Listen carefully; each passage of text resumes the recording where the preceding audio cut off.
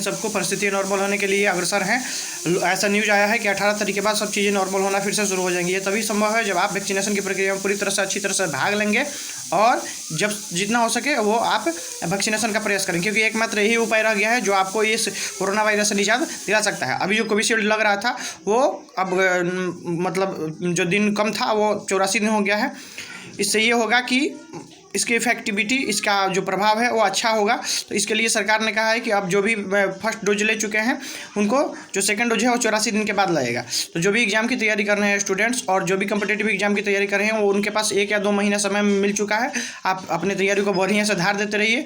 जो बोर्ड के स्टूडेंट है उससे मेरी मात्र यही सलाह है कि जिनके पास भी पूरा मटेरियल है घर पर उपलब्ध है उसका बार बार रिविजन करके अपनी तैयारी को बूस्ट कीजिए, क्योंकि एकांतवास ही पहले में भी बोला गया था कि एकांतवास एकमात्र ऐसा उपाय है जिसमें अपने आप को आदमी श्रेष्ठ करता है, सर्वश्रेष्ठ करता है और अपने जो गुण हैं उनको इम्प्रूव करने का काम करता है। पहले के ज़माने में भी एकांतवास का प्रावधान था और आपके पास ऐसा समय मिल गया। ये टेंशन लेने का समय नहीं है।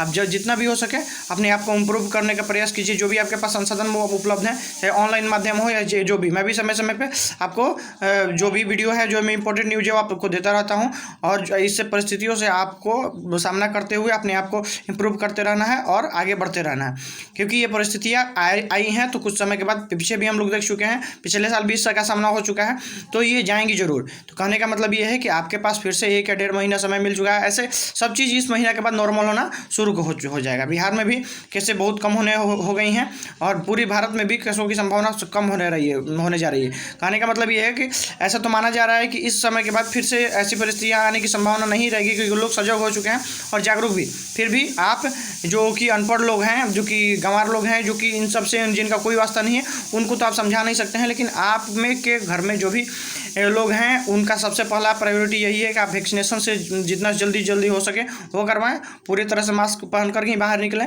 और ये तब तक है जब तक कि पूरा का पूरा सरकार ये न कह दे कि भाई अब पूरी की पूरी वैक्सीनेशन की प्रक्रिया पूरी हो चुकी है, अब आप आराम से रह सकते हैं। आपको ये डेली शेड्यूल में अपने आप में शामिल करना होगा, बार बार हाथ धोना और मास्क लगाना।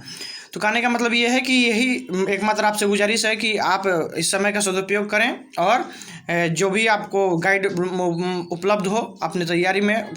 जाहिर तौर पे अब जो भी कम एग्जाम होंगे वो 2-3 महीने के बाद ही होंगे। इंटरमीडिएट के बाद के जो स्टूडेंट हैं जो पास किए हैं उनका एडमिशन की प्रक्रिया हो सकता है अगला माह से शुरू हो, और जो भी PPSC 67 तो करीब अक्टूबर में होगा, और CDPO DPRO जितने भी बिहार SI जितने भी एग्जाम जो पेंडिंग में पड़े हैं उसका डेट जाहिर तौर पे 1 या 1.5 महीना बाद बढ़ चुका है, क्योंकि अभी तक नोटिफिकेशन भी नहीं आया है तो 2 महीना से ऊपर ही हो जाएगा। NTPC का भी एग्जाम नहीं हुआ है, RRB ग्रुप D का भी कोई नोटिफिकेशन नहीं आया है, हो सकता है अगले माह जुलाई में आए। अब जो भी एग्जाम होगा जुलाई लास्ट या अगस्त से ही शुरू होने की पूरी संभावना है।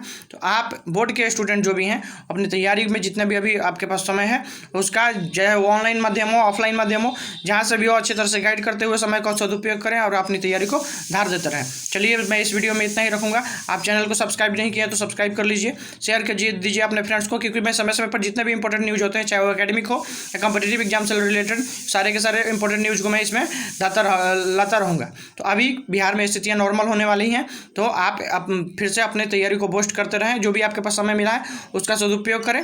बस मुझे यही करना था। जय हिंद।